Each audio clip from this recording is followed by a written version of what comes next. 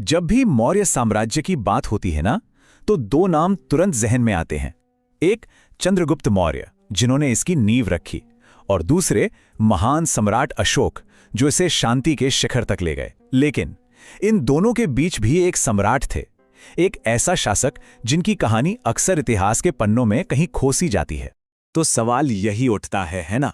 एक ऐसा सम्राट जिसने अपने पिता से मिले साम्राज्य को न सिर्फ संभाला बल्कि उसे और भी विशाल बना दिया, जिसने अपने बेटे महान अशोक के लिए एक मजबूत नींव रखी। तो फिर वो इतिहास में इतना गुमनाम क्यों है? चलिए आज इसी रहस्य से पर्दा उठाते हैं। अच्छा, तो इस पहेली को सुलझाने के लिए ना हमें सबसे पहले उनके शुरुआती जीवन को समझना पड़ेगा। बात है करीब 3200 ईसा पूर्व की। मौर्य साम्राज्य की भव्य राजधानी थी पाटलिपुत्र, और यहीं पर जन्म हुआ बिंदुसार का। वो थे सम्राट चंद्रगुप्त और रानी दुर्धरा के बेटे। मतलब वो एक ऐसे साम्राज्य के वारिस थे जो उस समय एक नई सुपर पावर के तौर पर उभर रहा था।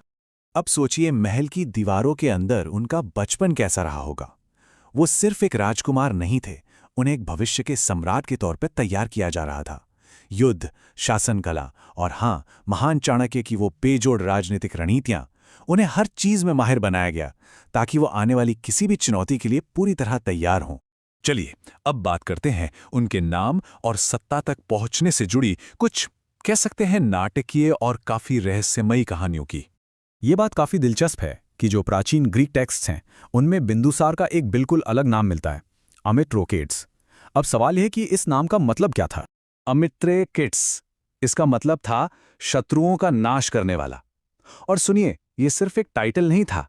कहते हैं कि ये नाम उनकी मां की मौत से जुड़ी एक बहुत ही दुखद कहानी से आया था, और बाद में जब वो शासक बने तो अपने कठोर फैसलों से उन्होंने इस नाम को सच साबित कर दिया।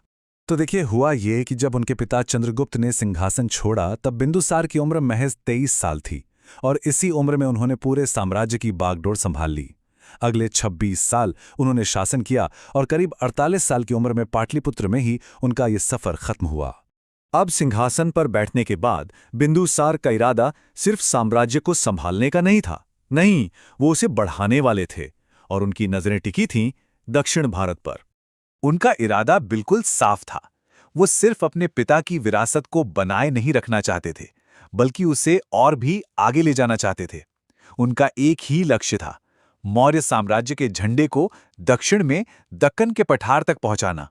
और जानते हैं, वो इसमें कामयाब भी हुए। उनके ही शासनकाल में मौर्य साम्राज्य अपने सबसे विशाल रूप में पहुंचा, करीब 4.5 लाख वर्ग किलोमीटर तक। अंदाजा लगाइए, ये आज के भारत के एरिया से भी कहीं ज्यादा बड़ा था। ये थी उनकी मिलिट्री सक्सेस का स्केल। अगर इसे ऐसे देखें, उनके पिता चंद्रगुप्त ने उत्तरी भारत और सिंधु घाटी को जीता था, जो अपने आप में बहुत बड़ा था। लेकिन बिंदुसार ने इस विरासत को एक नए लेवल पर पहुंचा दिया। उन्होंने साम्राज्य को दक्षिण में कर्नाटक तक फैला दिया, और यही मौर्य इतिहास में साम्राज्य का सबसे बड़ा विस्तार था। तो सवाल यह है कि उनके करीब 2.5 दशक के शासनकाल में मौर्य साम्राज्य इतना शक्तिशाली कैसे बना? इसके मुख्य स्तंभ क्या थे? चलिए जरा इस पे नजर डालते हैं। उनके शासन में मौर्य शक्ति वाकई अपने चरम पर थी। सोचिए, 6 लाख से भी ज्यादा सैनिक और 30,000 घुड़सवारों की एक जबरदस्त सेना। फिर व्यापार और डिप्लोमेसी देखिए। मिस्र और सीरिया जैसे दूर दराज के साम्राज्यों से उनके राजनयिक संबंध थे, जिससे व्यापार को खूब बढ़ावा मिला। एडमिनिस्ट्रेशन की बात करें तो अर्थशास्त्र में बताए गए तरीकों से शाही जासूसों का एक पूरा नेटवर्क था, जो प्रांतों पर कड़ा नियंत्रण रखता था।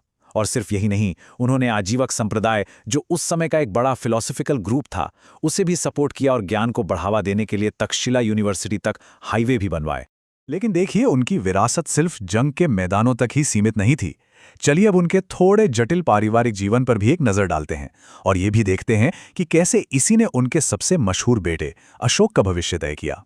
महल के अंदर की दुनिया तो और भी ज्यादा ड्रामेटिक थे।